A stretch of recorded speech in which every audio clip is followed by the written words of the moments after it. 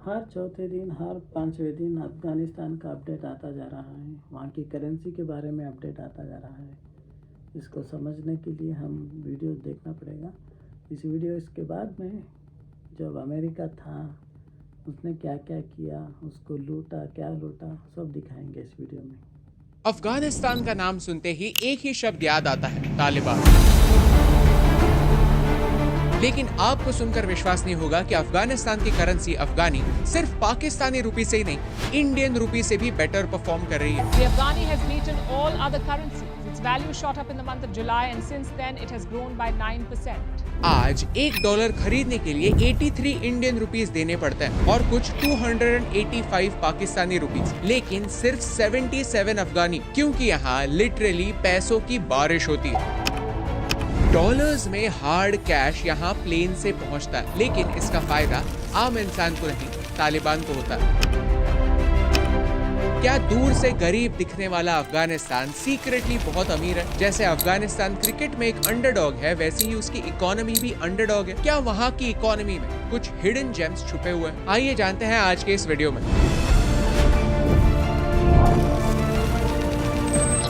ये है इकोनॉमीज का वर्ल्ड कप, जहां हम दूसरे देशों से इंपॉर्टेंट लेसन सीखेंगे। इस सीरीज में आपको कोई भी फैक्ट अच्छी क्यों ना लगे, अल्टीमेटली जब क्रिकेट की बात आती है तो जीतेगा भारत ही। कमेंट्स में भारत ही जीतेगा स्पैम कर दीजिए फॉर गुड लक। अगर आपको हमारा क्रिकेट के साथ साथ इकोनॉमी को ज्वाइन करने का ये एफर्ट अच्छा लगा तो हमें सोशल मीडिया पर फॉलो या सब्सक्राइब करना ना भूलिए। ये आपके लिए तो फ्री है, लेकिन इससे हमारी बहुत हेल्प होती है। Chapter 1, the underdogs.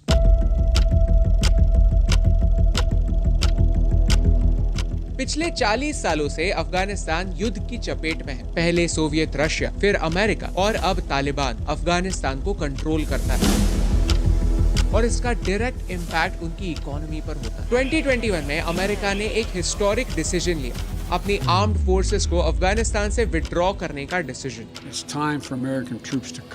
उन्हें लगा था कि अब वहां पर सिचुएशन स्टेबल है, वहां की सरकार लोगों को कंट्रोल कर सकती, लेकिन सच कुछ और था।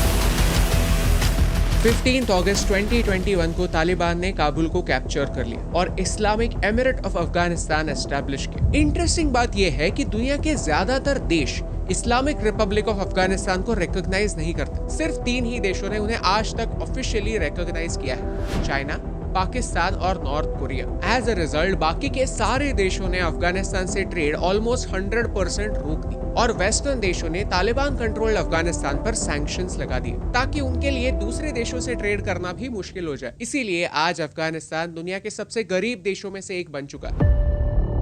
तालिबान कंट्रोल से पहले अफगानिस्तान के टोटल जीडीपी का 40% फॉरेन एड से आता था, लेकिन फिर ये कट ऑफ हो गया। रीजन यही था कि ये पैसा सीधा तालिबान के हाथों में ना जाए और तालिबान इसका इस्तेमाल टेररिज्म फैलाने के लिए ना करे। एशियन डेवलपमेंट बैंक मानता है कि 49% लोग गरीबी रेखा के नीचे रहता है। अफगानिस्तान का जीडीपी अराउंड $14 बिलियन है और यहाँ कुछ 4 करोड़ लोग रहते हैं। एक सिमिलर पॉपुलेशन भारत के केरला स्टेट में भी रहता है, लेकिन सिर्फ केरला स्टेट का जीडीपी अफगानिस्तान से 10 गुना यानी $145 बिलियन का। लेकिन हो सकता है कि अफगानिस्तान की रियल इकोनॉमी इससे बहुत ज्यादा बड़ी हो। ज्यादातर लोग एक इनफॉर्मल सेक्टर में काम करते हैं और इस इनफॉर्मल सेक्टर की कोई रिपोर्टिंग होती ही नहीं। फॉर एग्जाम्पल, औरतों को एजुकेशन अलाउड नहीं है, उन्हें काम करना भी अलाउड नहीं है। कुछ गिने चुने काम ही है जो वो कर सकते हैं और इन सारे पैसों पर टैक्स चार्ज होता ही नहीं। मानो कि अफगानिस्तान की फॉर्मल इकोनॉमी के अंदर एक अंडरग्राउंड इकोनॉमी भी चल रही है, जिसकी साइज का हमें बिल्कुल अंदाजा नहीं है। इस अंडरग्राउंड इकोनॉमी की पाकिस्तान और ईरान के साथ ट्रेड चलती रहती है। इतनी सारी एडवर्सिटी में भी अफगानिस्तान के अंडरडॉग माइनिंग चलती है, यानी बड़े बड़े मशीनों के साथ नहीं, छोटे मैनुअल लेबर के साथ माइनिंग होती है, जिनमें से 25 से 30 माइंस तालिबानी लोग कंट्रोल करते हैं और इससे होने वाला रेवेन्यू $10 मिलियन का था।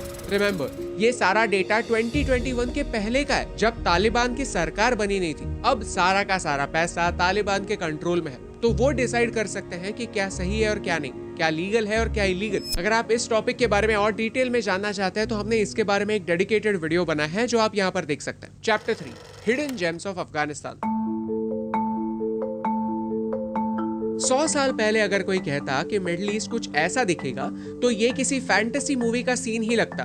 लेकिन आज मिडिल ईस्ट का डेजर्ट एक इकोनॉमिक ओएसिस बन चुका है क्योंकि यहाँ ब्लैक गोल्ड मिला, यानी ऑयल। इसकी शुरुआत 1908 में ईरान से हुई, जिसके बाद मानो एक चेन रिएक्शन स्टार्ट हुई। सऊदी अरेबिया, इराक, यूएई जैसे देशों में ढेर सारा ऑयल पाया गया। ऑयल हमारे गाड़ियों का फ्यूल है। अगर आप गाड़ी नहीं भी चलाते फिर भी ऑयल से बने हुए प्रोडक्ट्स आपके आसपास होते हैं, जैसे प्लास्टिक के bottles, tyres, candles, cosmetics, even toothpaste जिनमें पेट्रोलियम के कुछ इंग्रेडिएंट्स होते हैं। यानी आज की लाइफ ऑयल पर निर्भर है और इसीलिए मिडिल ईस्ट की तरक्की हुई है। लेकिन अब ऑयल का जमाना पुराना हो चुका है। फ्यूचर है व्हाइट गोल्ड का, यानी लिथियम का। वही लिथियम जो इलेक्ट्रिक व्हीकल्स की बैटरीज में यूज होता है। अफगानिस्तान को सऊदी अरेबिया ऑफ लिथियम कहते हैं और यहाँ $1 ट्रिलियन के लिथियम रिजर्व्स हो सकते हैं। अगले 20 सालों में लिथियम की डिमांड आज से 40 गुना बढ़ने वाली है और ये बात चाइना जानता है। शायद इसीलिए चाइना ने इस्लामिक रिपब्लिक ऑफ अफगानिस्तान को रिकॉग्नाइज भी किया है। चाइना का फोकस लिथियम पर होने वाला है और चाइना ऑलरेडी दुनिया के टोटल ईवी प्रोडक्शन मार्केट का 57% कैप्चर कर चुका है। गवर्नमेंट सपोर्ट, मार्केट कंडीशंस और लोकल सप्लाई इसके लिए जिम्मेदार है। लिथियम के खदानों को कंट्रोल करने से उन्हें अगले 200 सालों के लिए काफी बड़ा एडवांटेज मिल सकता है। इसीलिए चाइना दुनिया भर में लिथियम प्रोजेक्ट्स कैप्चर कर रहा है। बोलिविया में $2.3 बिलियन, अर्जेंटीना में $770 मिलियन चाइना ने इन्वेस्ट किया है। वैसे ही चिले और मेक्सिको में भी चाइना के लिथियम एक्सट्रैक्शन प्रोजेक्ट स्टार्ट हो रहा है। जहां दूसरे देश तालिबान से बिजनेस नहीं करना चाहते, चाइना बिजनेस डील लेकर रेडी है। चाइना अफगानिस्तान के साथ $10 बिलियन की बिजनेस डील साइन करने जा रहा है, इस प्रॉमिस के साथ कि इस डील के बाद अफगानिस्तान में जॉब्स बढ़ेंगे, तरक्की होगी, पैसा आएगा। चाइना यहाँ लॉन्ग टर्म गेम खेल रहा है। $1 ट्रिलियन के डिपॉजिट्स के लिए बस $10 बिलियन दे रहा है। अगर वो एक्चुअली $1 ट्रिलियन वैल्यू का लिथियम निकाल पाया तो उसे 100 गुना फायदा होगा। That is huge. आज की घड़ी में भी Taliban gold, gemstones, emerald, रूबीज mine करके $200 से $300 मिलियन कमाता है। लेकिन अफगानिस्तान के माइनिंग सेक्टर को पूरी तरह से कमर्शियलाइज करने के लिए एक्सटर्नल हेल्प की जरूरत पड़ेगी। आज अफगानिस्तान के पास नेचुरल रिसोर्सेज तो है, लेकिन उन्हें सही तरह से यूटिलाइज करने के लिए कैपिटल और इक्विपमेंट की कमी है। ये चीजें चाइना प्रोवाइड कर सकता है। अमेरिका ने मदद करने से इनकार करने की वजह से एक पावर वैक्यूम क्रिएट हुआ है जो चाइना फिल कर सकता है। Chapter 4 conclusion. वीडियो की शुरुआत में हमने आपसे कहा कि अफगानी एक रूपी से ज्यादा स्ट्रॉन्ग है, लेकिन कंपैरिजन सिर्फ रूपी से नहीं है। फैक्ट ये है कि 2023 के तीसरे क्वार्टर में अफगानी दुनिया की बेस्ट परफॉर्मिंग करेंसी बन चुकी है। ऐसा क्यों? क्योंकि वहाँ पर डॉलर्स की बारिश होती है and I am not even kidding. Plane से हार्ड कैश उनके 19 NGOs तक पहुँचता है जो अफगानिस्तान में रिलीफ का काम करते हैं। ये millions of dollars in cash Afghanistan जाता है और इसी वजह से अफगानी स्ट्रॉन्ग बनता है, क्योंकि ये पैसा आम लोगों के नहीं तालिबान के काम आता है। लॉजिक सिंपल है, डिमांड एंड सप्लाई। डिमांड और सप्लाई को हम मार्केट फोर्सेस कहते हैं। अगर डिमांड ज्यादा है और सप्लाई कम तो प्राइसेस बढ़ेंगे, और अगर सप्लाई ज्यादा है लेकिन डिमांड कम तो प्राइसेस गिरेंगे। जब तालिबान पावर में आया तो अमेरिका ने उनके सारे फॉरेक्स रिजर्व्स फ्रीज कर दिए, यानी उनके सारे डॉलर्स उनसे छीन लिए। उन्हें लगा कि अगर तालिबान को डॉलर्स मिलेंगे नहीं तो वो किसी से ट्रेड नहीं कर पाएंगे और अल्टीमेटली हम उनसे नेगोशिएट कर पाएंगे। लेकिन on the other hand humanitarian grounds पे उन्हें एड आता गया। अलग अलग इंटरनेशनल ऑर्गेनाइजेशंस उन्हें डॉलर्स भेजते गए। इनमें वही फॉरेन डोनेशन करने वाले देश भी शामिल है। हिपोक्रेसी ये है कि अमेरिका भी अफगानिस्तान को एड की तौर पर डॉलर्स भेजता रहता है। ये सारा सप्लाई डॉलर्स में होता है, लेकिन वहाँ के लोग डॉलर्स में कुछ खरीद नहीं सकते। उन्हें अल्टीमेटली ये सारे डॉलर्स तालिबान को देकर अफगानी लेने पड़ता है। तालिबान अफगानिस्तान में लोगों के हाथ ये डॉलर्स लगने नहीं देता। सारे ट्रांजैक्शन सिर्फ और सिर्फ अफगानी में ही होता है। जिन देशों की खुद की करेंसी स्टेबल नहीं, वो किसी दूसरे स्टेबल करेंसी में रोजमर्रा के काम करता है। ये बात शायद आपके और मेरे लिए थोड़ी अजीब होगी,